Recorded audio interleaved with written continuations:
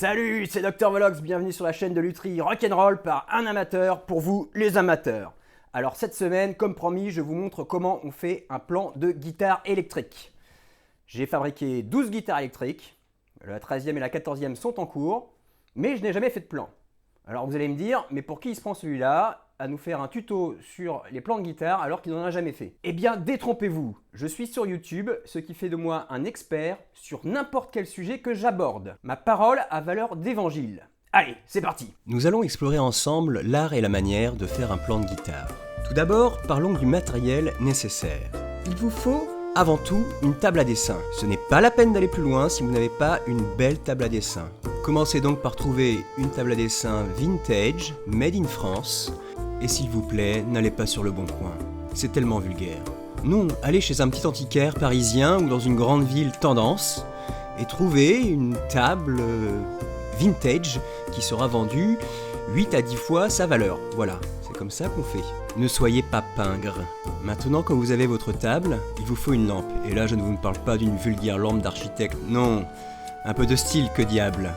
Une fois de plus, trouvez quelque chose de rétro, un peu industriel, un peu de bon goût s'il vous plaît. Il vous faudra aussi bien évidemment un porte-mine, made in Japan de préférence, une grande règle et une petite règle, une gomme et un rapporteur. Du papier aussi bien sûr. N'oubliez pas vos équipements de protection individuelle. Une bonne paire de bottes mexicaines de sécurité pourront sauver vos orteils en cas de chute de porte-mine. Alors non, il est encore un peu tôt pour s'y mettre, il faut d'abord se mettre en condition.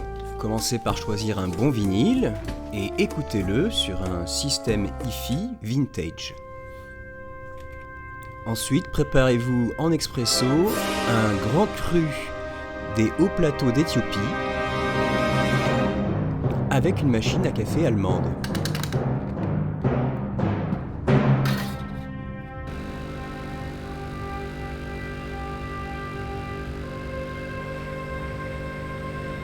Et laissez les arômes de l'Afrique vous pénétrer. Enfin, vous pouvez accrocher la photo d'un grand homme au-dessus de votre table à dessin pour vous donner de l'inspiration. Je vous mets ma photo dans la description. Ça y est, vous voilà prêt. Bon, tout commence par une ligne centrale. Et ne regardez pas ce tuto sur un téléphone, regardez ça sur un écran bien grand, sinon vous n'allez rien voir. Et sur cette ligne, je place mon diapason. Là, j'ai choisi un diapason type Gibson, donc de 24,75 pouces, qui nous fait en millimètres 628,65. Bon, les 0,65, vous pouvez les mettre de côté. Au niveau du sillet, je trace une ligne de 35 mm, ce qui correspond à la distance mi-ami moyenne au sillet. Cette ligne est bien sûr perpendiculaire à ma ligne centrale. Je vais faire pareil pour le chevalet, alors là l'idéal c'est de mesurer votre distance de mi-ami sur votre chevalet.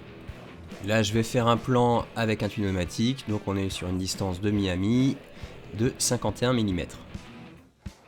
Je trace mon mi grave et mon mi aigu en allant de l'extrémité de mon sillet à l'extrémité de mon chevalet.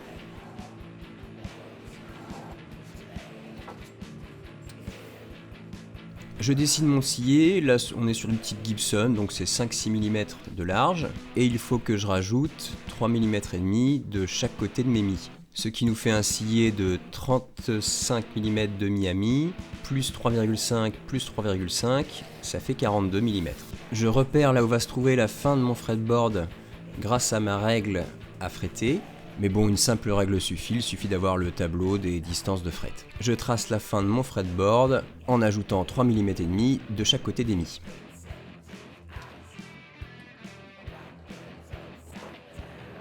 Je peux finir de dessiner mon fretboard. Petit plus, vous pouvez marquer l'emplacement des frets. Et c'est maintenant que vous allez pouvoir faire appel à votre créativité. La création, c'est maintenant. C'est justement à ce moment-là que vous pouvez faire appel à la photo du grand homme que vous avez accroché au-dessus de votre table à dessin pour trouver l'inspiration. Bon, le plus simple, ça reste de partir sur un design connu. Là, je pars sur une Stratocaster. Ça vous aidera à rester dans des proportions correctes. Je trace la silhouette très légèrement. Et c'est dans cette silhouette que je travaille mon design. Alors je fais rien d'exceptionnel, hein, c'est un petit truc comme ça que j'improvise. Je réinvente un petit peu la Jazzmaster en fait. Pour les courbes que je souhaite conserver, je réutilise mon gabarit. Et pour changer drastiquement ma silhouette, j'utilise quand même le gabarit, ce qui me permet d'avoir de belles courbes.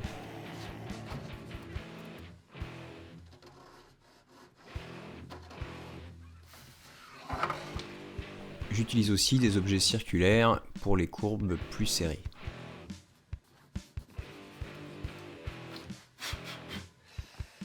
Voilà, j'ai la silhouette de mon corps. J'ai oublié de filmer quand j'ai designé la tête, mais c'est le même principe, je me suis servi d'un gabarit pour avoir les proportions. Je marque l'emplacement des trous de perce pour les mécaniques, à 11-12 mm du bord de la tête.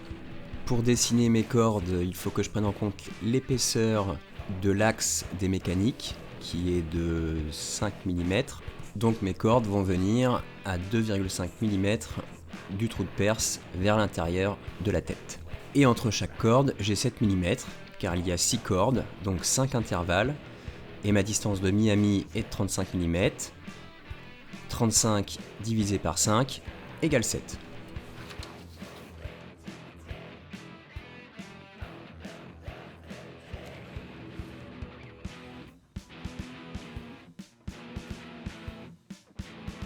Alors idéalement, il faut que les cordes restent droites pour éviter toute friction, pour une meilleure stabilité de l'accordage, mais c'est un peu limitant dans le choix des designs. Je dessine où vont aller mes différents accessoires sur mon corps.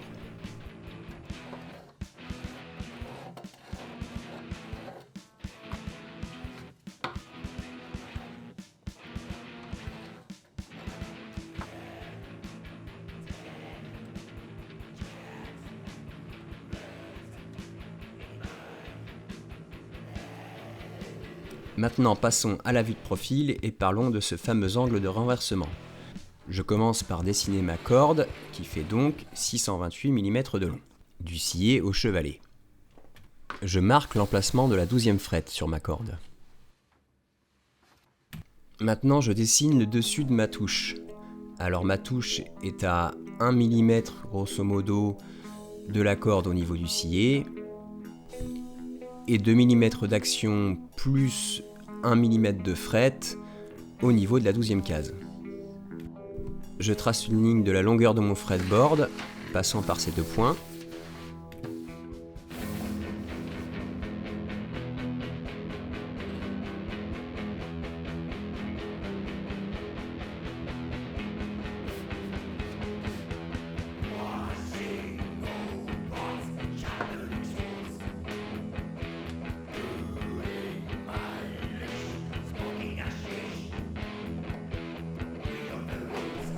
Et ensuite, je trace mon fretboard en épaisseur. Là, j'ai pris 6 mm. Un fretboard, c'est en moyenne entre 6 et 8 mm. Côté chevalet, je dessine mon tunomatique. Alors un tunomatique, il faut compter 18 mm.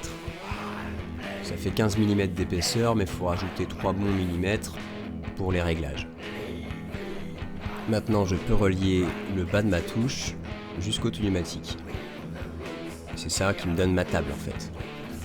C'est en prolongeant la ligne du bas de ma touche que je vais mettre en évidence mon angle de renversement.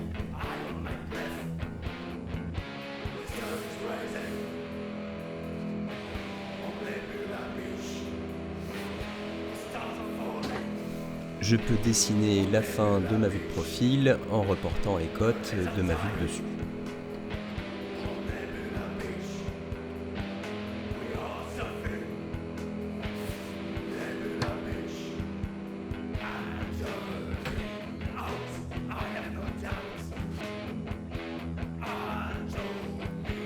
Pour la tête, je lui ai mis un angle de 12 degrés.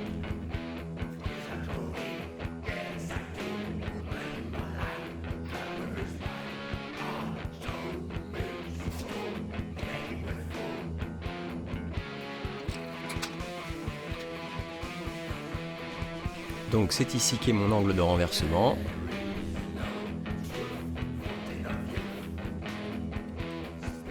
Il me suffit de le mesurer au rapporteur. Ça fait 3 degrés, ce qui est une valeur normale pour un tunomatique. Il faudra que je rapporte cet angle ou sur le talon de mon manche ou dans ma cavité de manche. Et aussi, il faudra raboter la partie supérieure du corps pour ne pas que la touche s'enfonce dans le corps.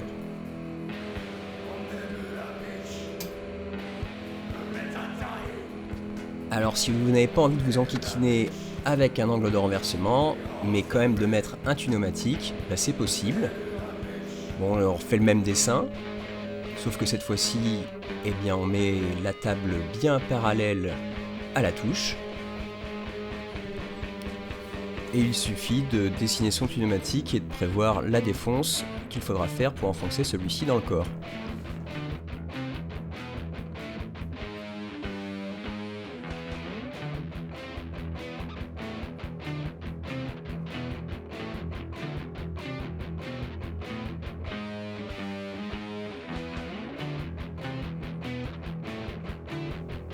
L'autre solution, bien sûr, c'est d'utiliser un chevalet de type hardtail.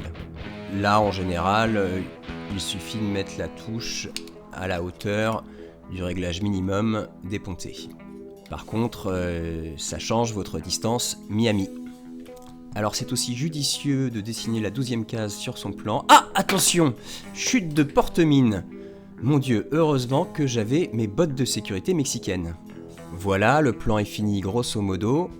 Je vous avais dit que je refabriquerais une guitare à vous offrir cet été, alors dites-moi dans les commentaires si vous voulez que je vous fabrique celle-là. Voilà. Bon, bah une fois de plus, je n'ai pas été avare en secret de luthier. Pour transformer vos plans en patron, je vous mets en lien les très bons tutos du camarade Vincent Brun. Sinon, j'ai trouvé où j'ai merdé sur la télécasseur du confinement, donc rapidement, je vous fais un petit épisode pour vous expliquer ça. N'oubliez pas de liker cette vidéo et mettez-moi en commentaire si vous voulez que je vous fabrique la guitare que j'ai designée un peu à l'arrache dans cet épisode. Sur ce, bonnes vacances and don't forget to rock and roll!